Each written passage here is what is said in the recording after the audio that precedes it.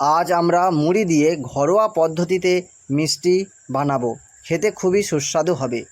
100 গ্রাম মুড়ি মিহি করে নিতে হবে। 1 কাপ দুধ নিতে হবে। দুধ গরম হয়ে গেলে মেখে নিতে হবে। তারপর বাটিতে নামিয়ে নিতে হবে। এরপর 2টো কাঁচা ডিম, হাফ কাপ দুধ, 2 চামচ ঘি দিয়ে ভালো করে মেখে নিতে হবে। সুন্দর করে মাখানো হয়ে গেলে মিষ্টির শেপ দিয়ে নিতে হবে। এখানে আমরা লম্বা শেপ দিয়েছি। এরপর আমাদের মিষ্টি তৈরি করা কমপ্লিট। এগুলোকে তেলে ভেজে নিতে হবে। লাল করে সুন্দর করে ভাজতে হবে। দেখুন আমাদের লাল করে ভাজা হয়েছে।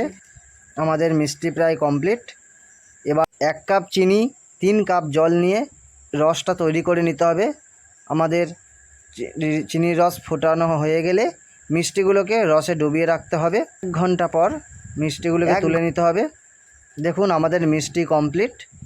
দেখতেও খুব সুন্দর হয়েছে, খেতেও খুব সুস্বাদু হবে।